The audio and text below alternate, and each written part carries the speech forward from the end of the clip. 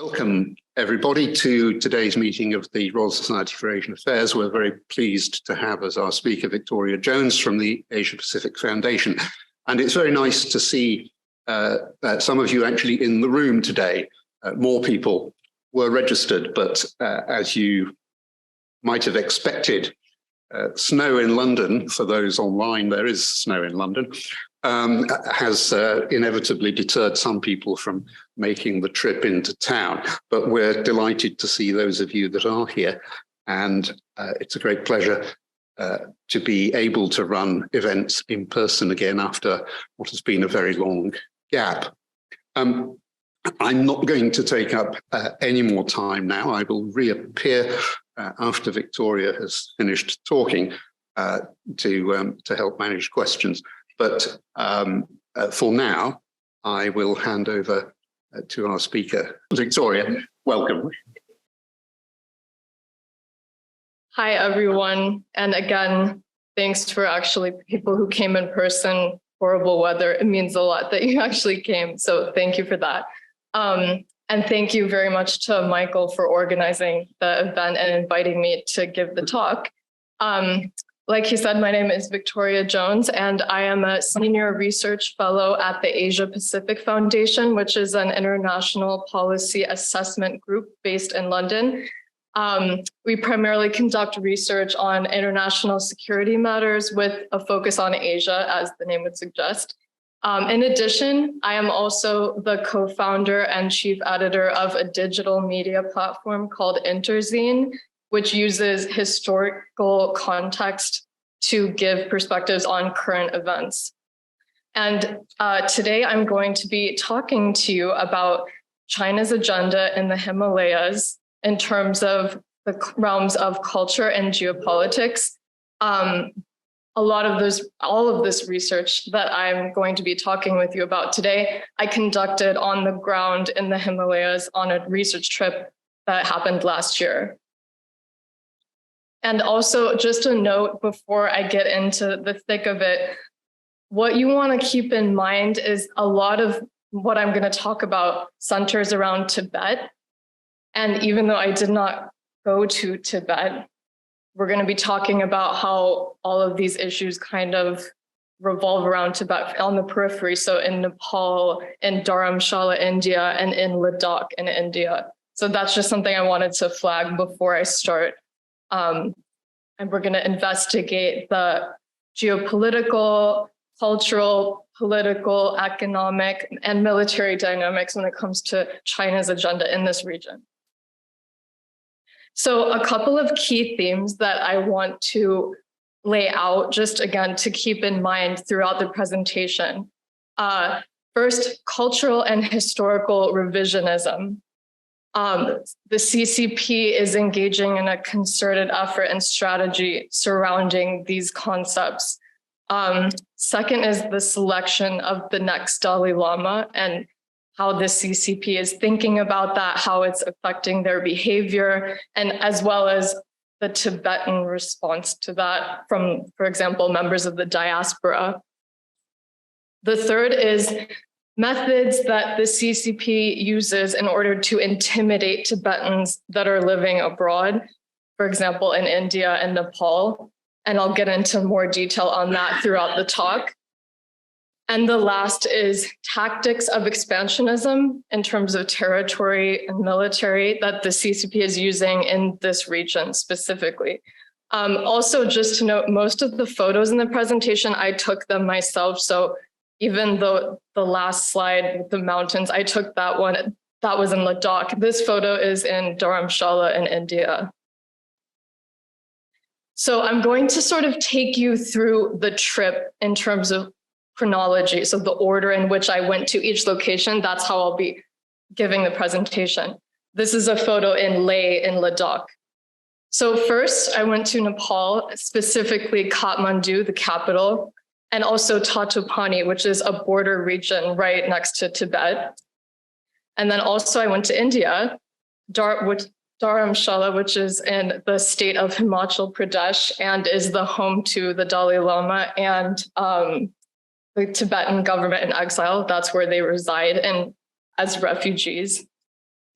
And also I went to the Indian state of Ladakh, specifically Leh, like this picture, and then also Pangong Lake, which is again right against the border with China. So just again, to give you a visual. So here's Nepal, Kathmandu, Tatapani, as you can see again, right along the border with Tibet here. Dharamshala up there. Leh even further north. And again, Pangong, which as you can see is right next to the border with China. So first we'll talk about Nepal. Again, these photos I took. So this one is Kathmandu. That's a Buddhist temple in a area that's heavily populated by Tibetans. There's a lot of Tibetan shops and markets there. And then that's also Kathmandu with the landscape shot. And this is Tatopani. That's the border region next to Tibet. So during one of my meetings, I was told by a former Nepali law enforcement official that in Chinese-held trainings, Nepali authorities were told, quote, China's #1 terrorist is the Tibetan. I thought that was a really powerful quote, and that's sort of what my entire research question centered around while I was in Nepal, looking at the role of the Tibetan refugee community in Nepal and how China fixates on that in their relationship with Nepal. So according to a 2020 UN report, there are over 12,000 Tibetan refugees in Nepal. And the crackdown that Nepal has conducted against this community began to intensify around the year 2008. Many people attribute this to the 2008 Beijing Olympics that summer. So again, this was before Xi, but it has since increased as well, especially under his rule. So I basically, in my opinion, I argue that this topic is the top priority for the CCP when it comes to its relationship with Nepal. Basically, the goal is to repress this community, even though it's in a different country. The CCP is very, very concerned, and they want to kind of crush any sense of independent identity that this community might be rallying around. So again, talking about the role of the CCP's influence on Nepali law enforcement officials when it comes to this issue with the Tibetan refugees. So I was told in my meetings with Nepali police officers that they actually receive direct instruction from Chinese officials on how to crack down on Tibetans in Nepal, and that this is conducted outside of any appropriate diplomatic channels. And this can include detaining Tibetans. So for example, Chinese officials might instruct Nepali authorities to detain certain Tibetans for whatever reason or no reason. Or sometimes Chinese officials will actually detain them themselves inside Nepal. It also includes restricting celebrations and gatherings that Tibetans might hold. And the interesting thing about that is these don't even have to be political in nature. So it's not even just protests that Tibetans might organize or something like that. It could be anything. It could be just the celebration of a holiday of the Dalai Lama's birthday or some kind of cultural celebration. Oftentimes what will happen is that the Chinese officials in Nepal know about this even before the Nepali authorities do. And then they will then go to the Nepali authorities and tell them, you need to go stop this before it starts, or they'll even do it themselves as well. This also takes the form of monitoring refugee camps. So a lot of the Tibetans in Nepal, they live in refugee camps. And again, it's the same kind of method. So either the Chinese officials will instruct the Nepali officials to go in and surveil these camps, or they will also the Chinese officials will go themselves into the camps to monitor the people there. And also people in the camps are very aware of this now. So it's created like a culture of paranoia and kind of distrust even within the Tibetan community inside Nepal. So in terms of the effect on domestic politics in Nepal that this issue has, the main issue that was brought up again and again by people I met, including members of the Tibetan parliament in exile, I met them in Nepal, and also the coordinator for Tibetan refugee affairs. They kept coming back to the issue of documentation. Nearly 3/4 of Tibetans in Nepal lack proper IDs, refugee cards as they're called, or ICs, or RCs, excuse me. And the reason they believe that they are unable to get these cards from the Nepali government is because of Chinese pressure. And the reason they think that is because, for example, Bhutanese refugees who have come into Nepal much later than Tibetans, they are able to get these cards. But the Tibetans who have actually a longer historical presence in Nepal, they are still unable to get these IDs. And this is a serious problem for the community because it restricts their ability to find employment, to travel freely, to open bank accounts. So this is it's a very real practical effect that it has on their lives. Also, I was told by the members of the Tibetan community I met in Nepal that Nepali party officials avoid meeting with them on the record because they are afraid of what China might think, that China's going to get upset. And they also said that members of communist parties in Nepal refuse to meet them at all. And they attribute this to CCP's links with the communist parties in Nepal. And if you're interested in that element in particular, my colleague Marcus Andriopoulos here in the audience, he has researched that extensively and he's written an article on that for Foreign Policy. So if anyone is interested in that, he would be the person to talk to.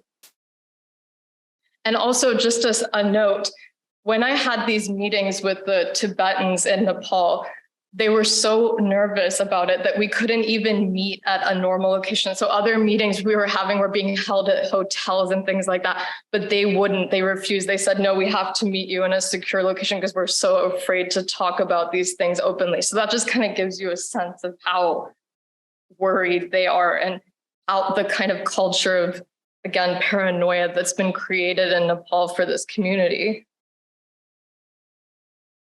Okay, so next, I went to the Tatopani border region. There's a photo that I took. It was very beautiful, and the hiking up this mountain was very difficult, but the photo was worth it, I think.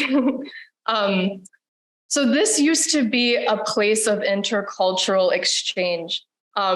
When you're driving through this region, you see Tibetan Buddhist temples, and you see Hindu temples sprinkled all throughout the landscape. It's like very diverse in that way. There's a lot of mixing between these two religions and cultures.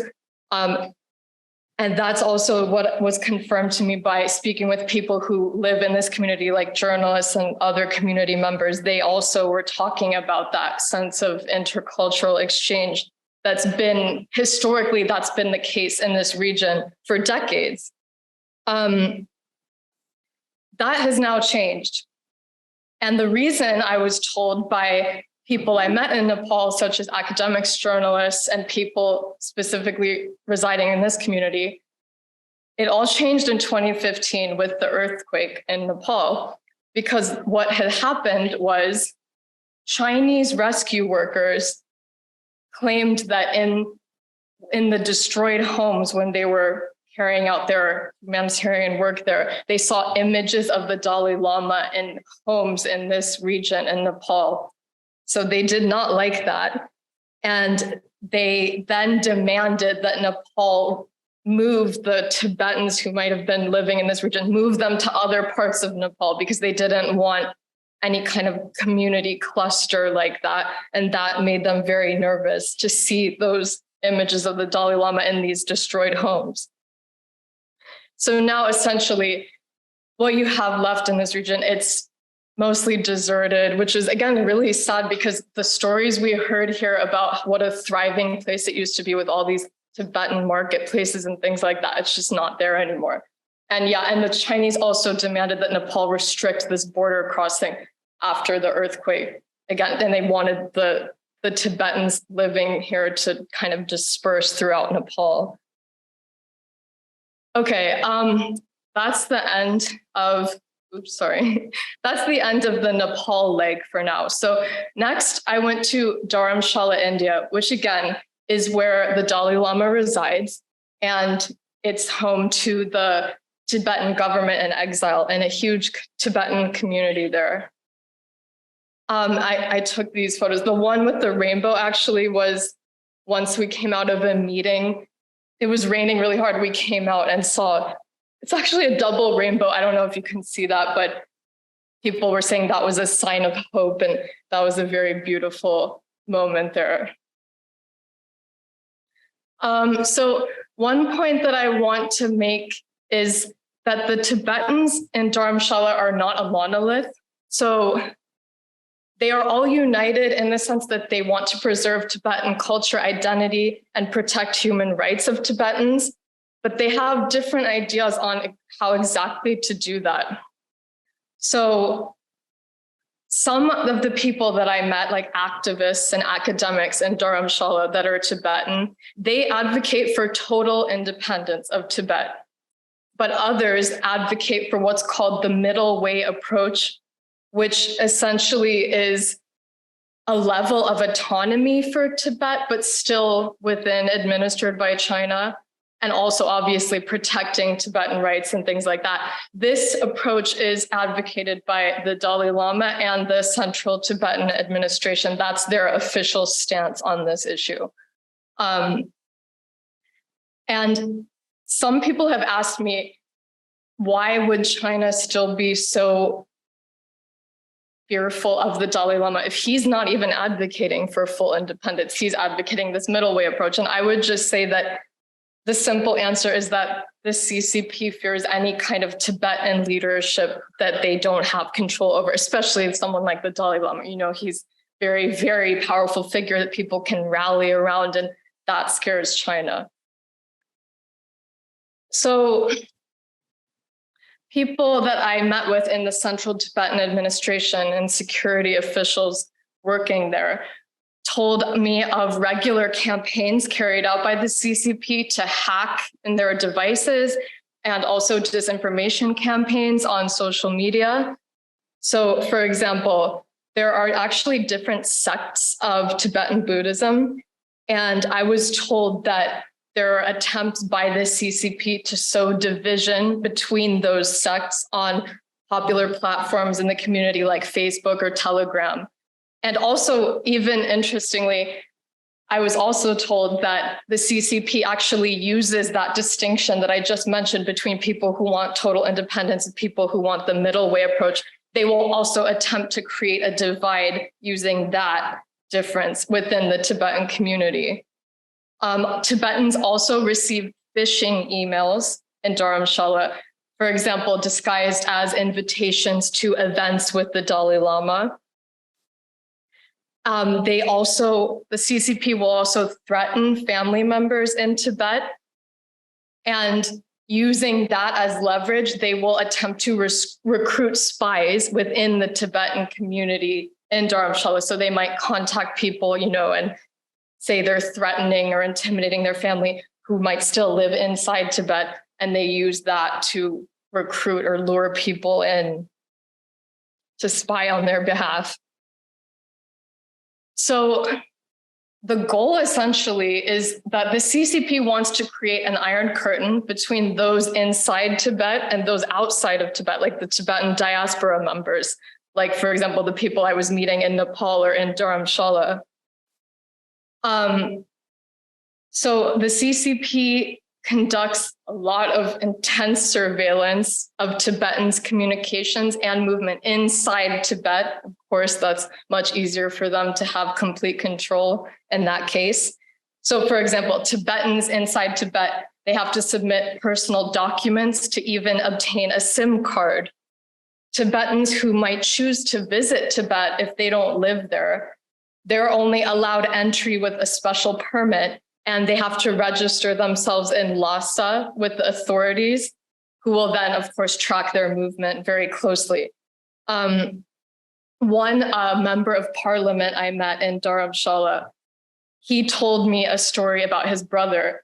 He basically said that he has never told anyone before outside of the community, like to media or anyone, but his brother was arrested recently, and his brother still lives in Tibet. They don't know why. No one has given a clear reason why exactly he's been imprisoned. There's no real charge, but this MP suspects it's because of his own involvement in this activism, especially since he's an advocate of a free Tibet, of total independence for Tibet, even though, again, he's obviously in India working. But that's just an example of, again, how highly monitored this community is, and how there is this concerted effort to intimidate people, even though they're not in Tibet. And the way they do that is by threatening family members of activists that are in Tibet. And for that reason, many Tibetan activists, like those in Dharamshala, they don't even contact their family anymore. So, for example, the general secretary of the Tibetan Youth Congress, who I met with, he said he's not spoken to his family in Tibet for 7 years because he's just trying to protect them, because he knows that his own work in this politics and activism sphere is very dangerous for his families who still live in Tibet. Also, the organs responsible for these intimidation campaigns are the Ministry of State Security and the United Front Work Department. And these entities will sometimes say that they'll contact Tibetans in Dharamshala and say they will assist them in visiting Tibet. And then if those people refuse, then those entities will start to threaten and pressure their family members inside Tibet as a tactic of intimidation. So another very disturbing point that I learned about when I was in Dharamshala from the Tibetan community was this idea of what are called night stay schools. And this is translated directly from the Mandarin phrase. So essentially what this is schools inside Tibet, where Tibetan students are forced by the government to attend these institutions, and there they are only taught in Mandarin. They are prohibited from seeing their parents, and they are prohibited from speaking Tibetan.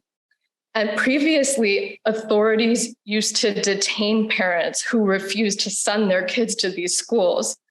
And a lot of parents were willing to bear that consequence. But now what the government is doing is they're threatening to actually detain the children themselves in order to force the parents to comply. And the people I met with in Dharamshala, the activists, they said that although these reports have just recently come out within the last year, they suspect this has been going on for much longer because information coming outside of Tibet travels slowly because of censorship. And actually, I mean, I'm not sure if people here, you might be familiar with the Canadian residential schools. And when I heard about this phenomenon, that's exactly what I thought of immediately. The magazine I run that I mentioned at the beginning, we did an article on the Canadian residential schools. And, I mean, essentially what it is cultural genocide, right? So it was the same thing, they would force these children into these schools, ban them from speaking their own language, trying to forcibly assimilate them and things like that. And actually, interestingly, just last month, the UN released a statement on this topic saying that they believe these residential schools in China have separated 1 million Tibetan children from their families so far. So again, that's just a taste. Like, I'm sure there's so much going on that we don't even know. And like I said, I learned about this last year, and that UN statement just came out last month. So again, just a testament to how slowly these things, like in terms of information, how slowly it can travel outside of Tibet. Okay, so now we're on to the third leg and the final leg of my trip, which was in Ladakh, India. This is just, the top photo is just a random photo I took on the side of the road, like just to show you how beautiful it is. We're just driving around and say, oh, get out, say I didn't take this photo. That's Leh again with the prayer flags. And then this is me walking with a Buddhist monk in Pangong Lake. So I'm going to talk to you about what's called the Zhangzhung Kingdom.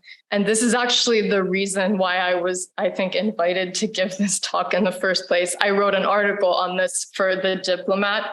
So essentially, there's this mythologized civilization in ancient history. It's called Zhangzhung.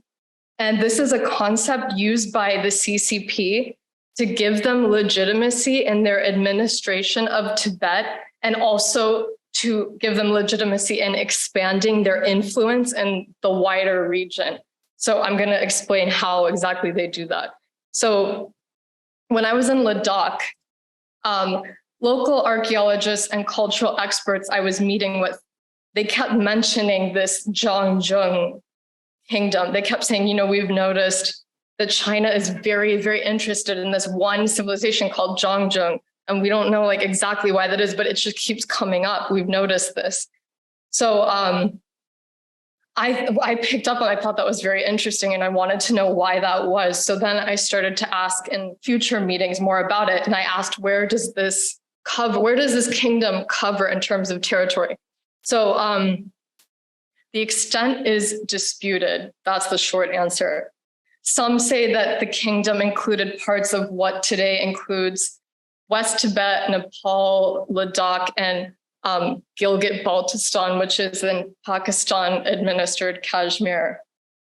And also, it's another thing that's unclear is whether or not Zhangzhung existed as a civilization before Tibet, or if the two existed at the same time, like ancient Tibetan Empire. That's also debated by scholars who specialize on this. So essentially what you need to know is that very, very little is actually known about this civilization. Again, like academics that literally specialize on Himalayan history and even this kingdom itself, they all disagree. It's just very unclear exactly what this kingdom was and where it extended in terms of geography.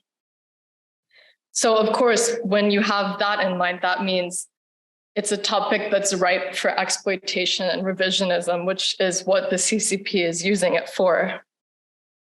So again, just to sort of visualize this, this is a map of Kashmir, as you can see. So you have all the different regions outlined with each country controlling a different section, right? So Gilgit-Baltistan and Pakistan administered Kashmir on the left, and then you have Indian Kashmir and Ladakh, and then China controls Aksai Chin and Shaksgam region, which Pakistan ceded to China in 1963 after the Sino-Indian War. Pakistan did that in order to gain favor in their relationship with China, because they both were sort of united in seeing India in a more adversarial way.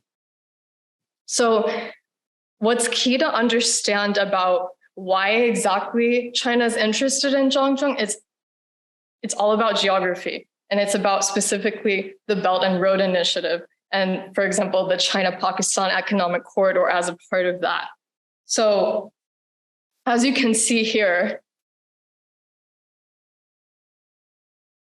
so right now there are routes that are connecting Shaksgam region, which again, China controls, through to Gilgit-Baltistan. And this provides China with overland access across Pakistan. And this is not a main artery of the China-Pakistan Economic Corridor, but it's sort of like a smaller vein. Like there are routes that follow along that arrow there. So basically, China is now interested in Ladakh because what they want is a more direct connection going from Aksai Chin into Gilgit-Baltistan. And this, of course, would increase routes and enhance trade for China. And also expanding infrastructure through Ladakh would enhance China's ability to increase interconnectivity, not just through Pakistan, but also into Afghanistan and Central Asia more widely. So basically, you might ask, why can't they just go above Ladakh and Xinjiang, for example? I mean, they can, but the point is that this region has very difficult mountainous terrain. So basically, the more routes, the better. And also, this route here is a more direct coming from the east. So they wouldn't have to go like up like this through Xinjiang and then back down. They can just cut directly across Ladakh. And then, of course, this fixation on Ladakh then ends up, you have these border clashes with India, between India and China. You have the standoffs alongside the line of actual control, or the LAC. This picture is from the Galwan Valley skirmish in 2020. It's the photo of Indian and Chinese troops here. And as far as I know, I think the last major clash along the LAC between India and China was 2022 in December in Arunachal Pradesh, which is very far east in India. It's actually referred to as South Tibet by China. So they claim that area. And there have been, I'm sure there will be many more clashes between China and India along the LAC. So thinking about tactics of how exactly the CCP would expand into Ladakh. While I was in Ladakh, the officials I met with, they said the strategy goes like this. So first, the Chinese will send yaks across the LAC onto the Indian side. Then they will send nomads and herdsmen from Tibet. Then the PLA, People's Liberation Army, Chinese military, will come. And doing in that way, China is subtly and incrementally encroaching along the LAC, and then they're building infrastructure to cement their position.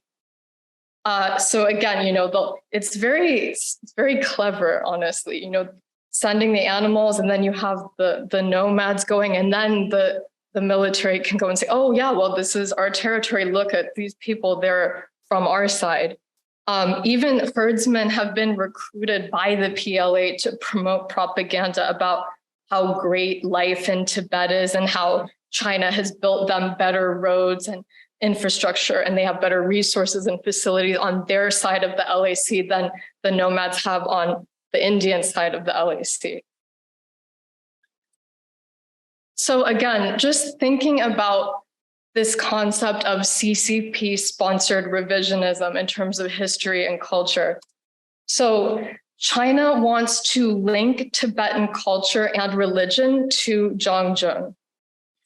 Because if China lays claim to this legendary civilization of Zhangzhung, and if Zhangzhung is the source of Tibet as we know it, then the corresponding implication is Tibet is and always has been part of China.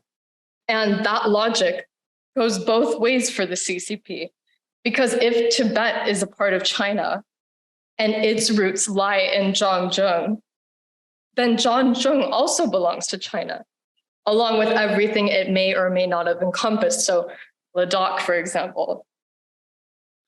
So China has actually sponsored archaeologists to study Zhangzhung specifically, and the CCP has even organized conferences dedicated to this subject in particular. One quote from an academic at the state-sponsored Chinese Academy of Social Science states, quote, "The ownership of the ancient Zhangzhung civilization is ours.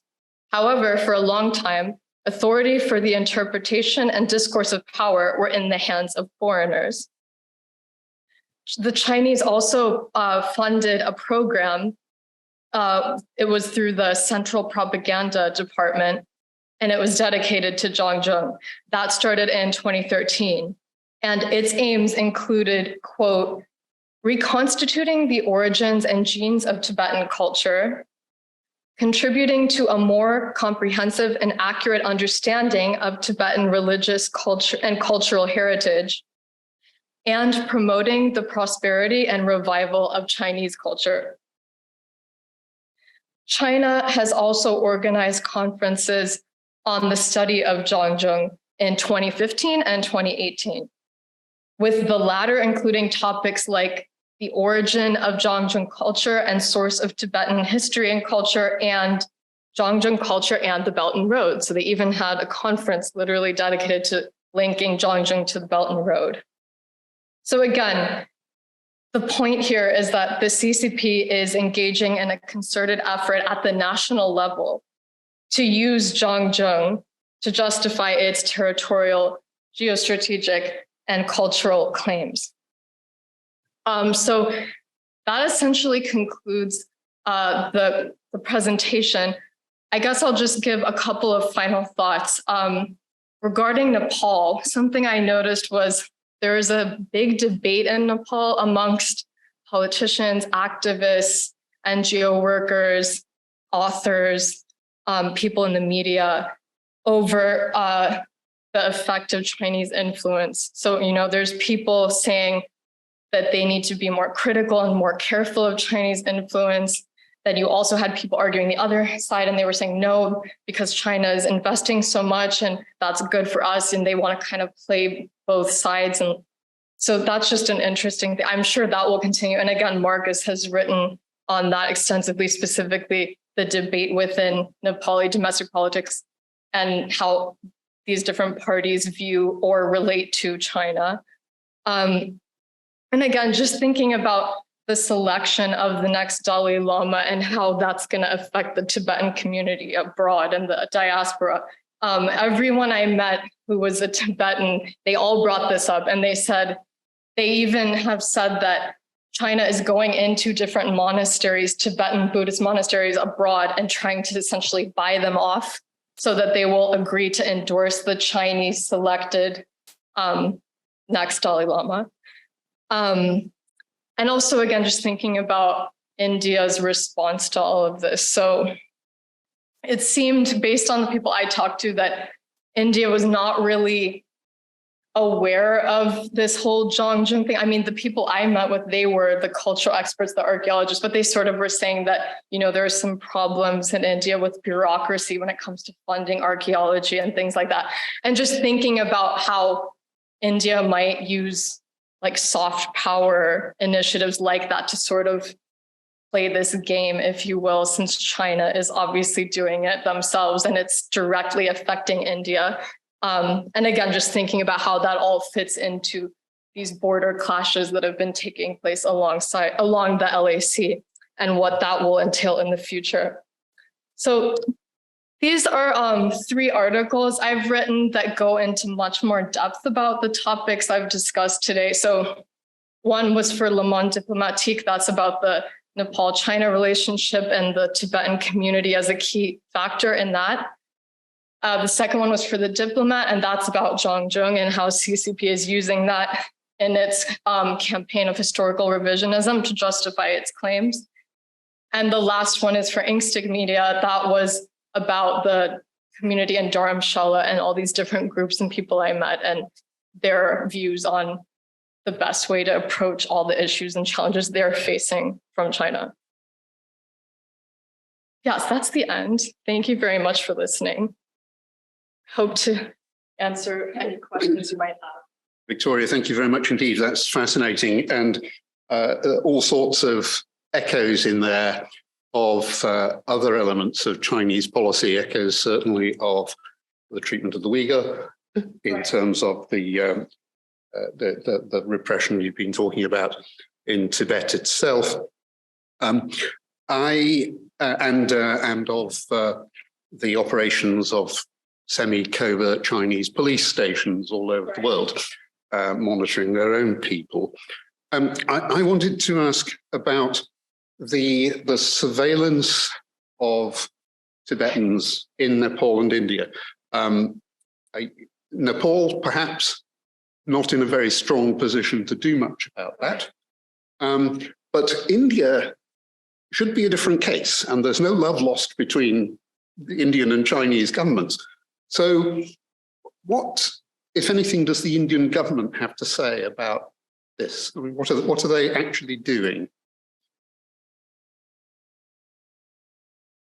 Go ahead. Okay, yeah, that's great. So I definitely agree with what you said, that it seems like Nepal feels that it does not have the strength to stand up to China, obviously, because just look at the size of the country. Whereas in India, it's a bit different. People I met in Dharamshala actually said that India has been very good to them. You know, they've been historically this place of refuge for the community. The Dalai Lama himself is hosted there and treated very well. And even activists were telling me that sometimes they get arrested, like officially, if they're involved in protests, but that they're treated very well by Indian police. And it's kind of almost like a running joke that they have to just hold them technically for formality and then they let them go right away.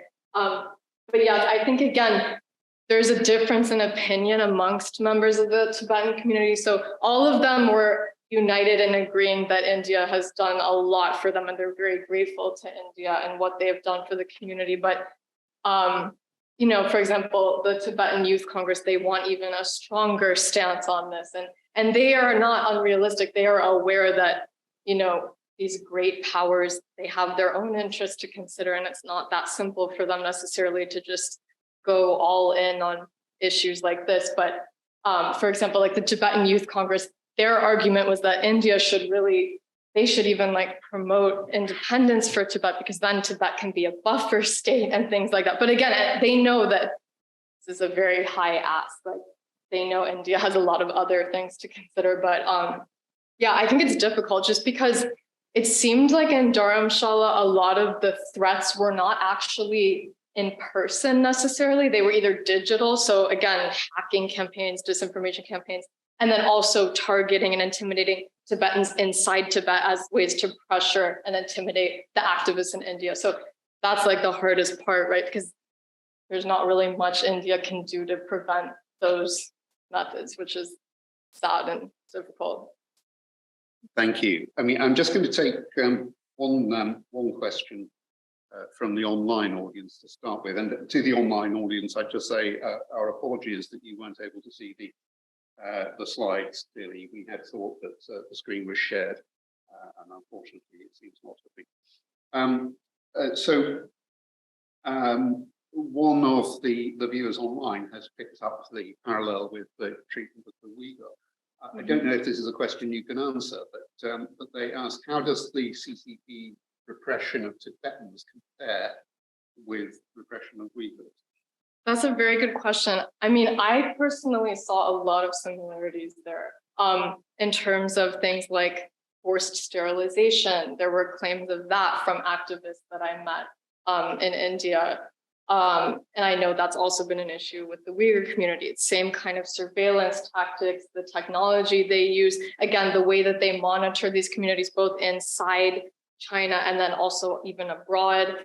I also know I think it's in the UAE, there have been reports that China has detained Uyghurs in black sites and interrogated them and things like that. So I think, honestly, there are more similarities than differences. I think the main difference is that for some reason, at least in our Western media, the Tibet issue gets significantly less attention. I'm not exactly sure why that is. I asked that to a lot of people I met with, and I think one of them said that there was a period where Tibet was getting more attention in the 90s because there was some kind of concert hosted, like a worldwide concert event. And that brought a lot of attention to the issue, but since then it's kind of died down. So yeah, I would say that's the main difference. It's just the attention that they get. But in reality, the tactics are very similar, used against both communities. Thank you very much. I'll just give the microphone to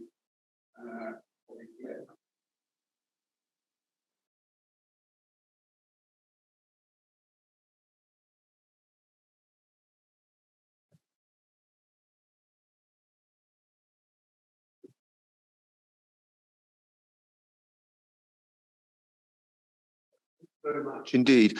I'm a bit confused about, I'll get the pronunciation wrong, Zong or whatever, because I mean, there was a Western Tibetan Empire in the 8th century.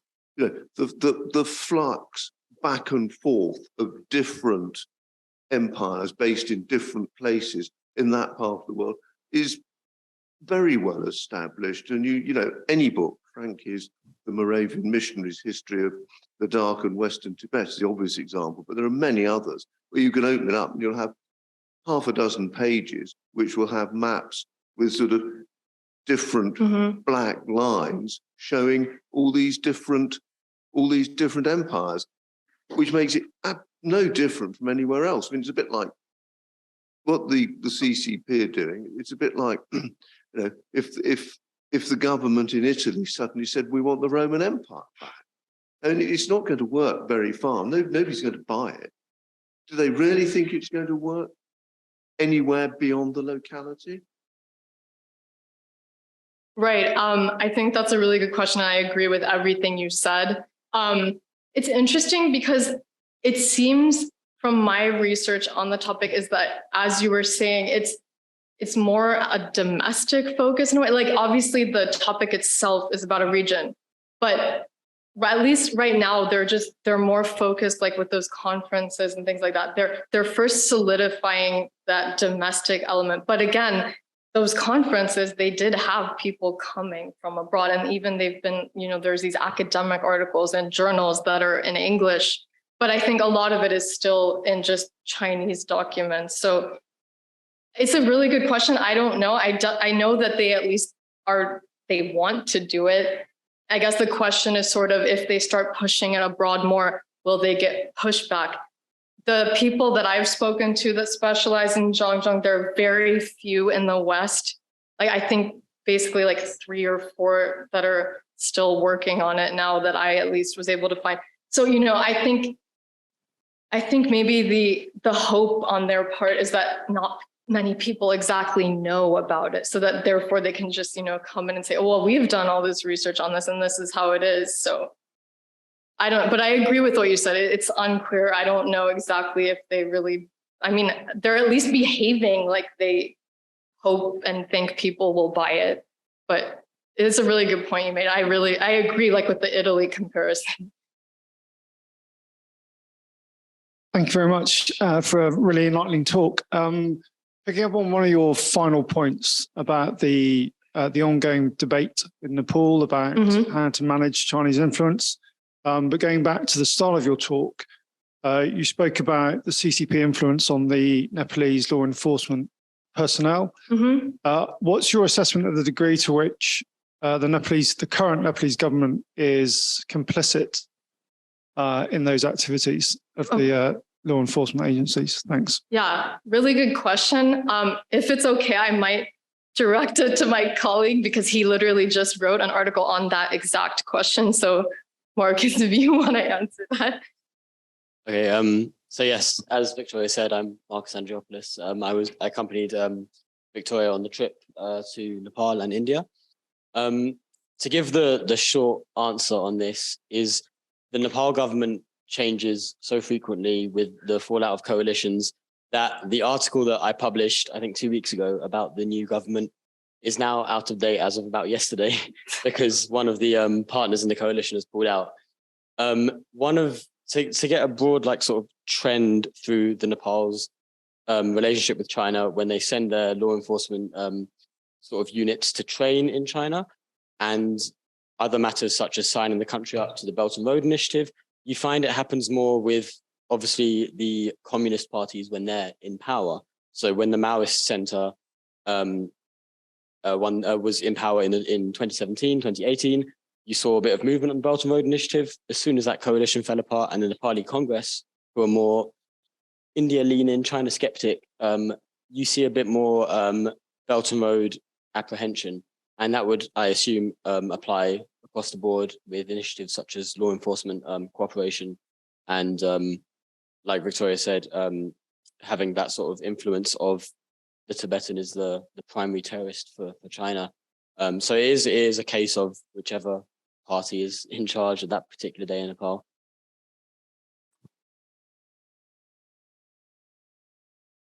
I'll take one of the virtual questions. Somebody asked, they said, you said that Tibetans came over to say how much better material conditions they had on their side, or how much truth is there in that? That's a good question. I think when I said that, I was specifically referring to the nomadic communities that are right on the border, not all of Tibet, because we all know conditions there are not great. So I think there is an element of truth in the fact that China is building up infrastructure and facilities along that border. And that's why it's dangerous, because it's actually true. So, you know, when they're using these herdsmen as propagandists, it actually is true. Because again, you know, it's kind of like a cycle. So they're using the herdsman's presence to build the infrastructure.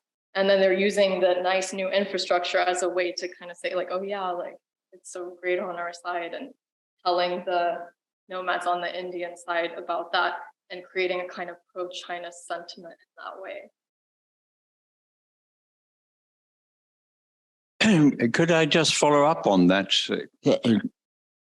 exact point? I was trying to clarify this east-west route through to Baltistan. Are they, at the moment, the Chinese simply trying to establish a physical presence? You talk about infrastructure. Does that mean they've actually achieved opening, say, a jeep trail, a truck route? Have they built bridges? Have they graded roads? Have they built hardtop yet? How far have they got in actually establishing a trucking route through there? That's a good question. I can do my best to answer that. I don't know exact details on that. I would say they are at least building right around Pangong Lake. That's again right on the border, and I went there on the Indian side. I think it sort of works in tandem. So they haven't been able to really build that much substantially, because again, you know, India is skeptical and aware of that tension. But so I think that is definitely their goal and something they're trying to do. But in tandem with that is that sort of like subtle encroachment in terms of military too. So it's just sort of, I mean, we'll have to wait and see. But I would say that, especially because of that military dynamic and that tension, that India is going to be very skeptical of allowing further substantial infrastructure to be built in Ladakh precisely because of that. That's what I would say. Oh, okay. Another question from online. Can India make a push to heighten the archaeological profile of Nepalese and Tibetan history, religion, and cultures links to India and Indian Buddhism, so as to counter Chinese revisionism and owning of the narrative and redefining historical background of both regions? Yes, definitely. Really good point. I definitely think there is something to be said, because exactly, like, I talk about this more in the article about Zhang Zheng for The Diplomat that I wrote. This person picked up on it very clearly, even though I didn't explicitly say it. That is very much part of the CCP strategy with Zhang Zheng. It's to peel Tibetan Buddhism away from India and sort of take ownership of it as China. And again, that's just historically inaccurate, because Buddhism originated in India and traveled from Kashmir into Tibet. So yeah, in short, I do think India could do more and to sort of push back on that in terms of soft power and countering that narrative that China's trying to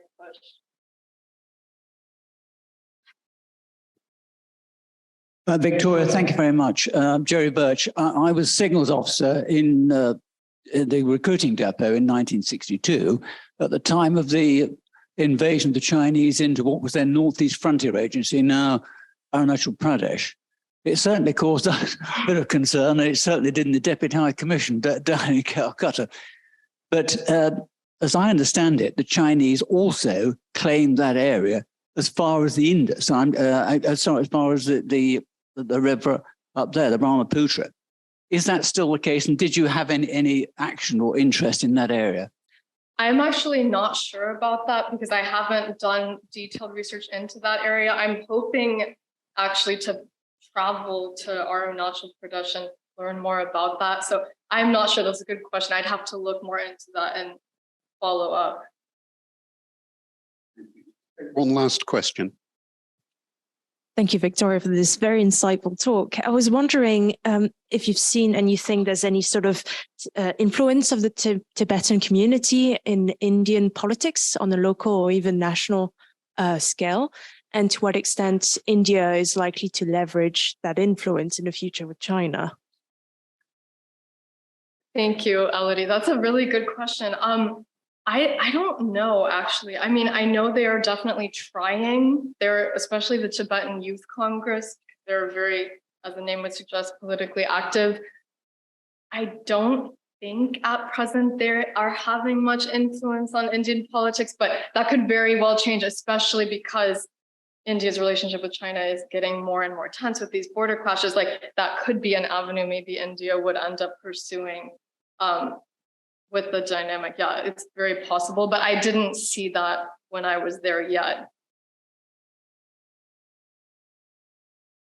Victoria, thank you very much indeed. That's a fascinating talk and a troubling one, I think, and that we will no doubt be finding ourselves returning to these sorts of subjects over the next months and years. Thank you very much indeed, Victoria, for a really interesting talk about an issue that has, I think, been under the radar for some time. Thank you very much indeed.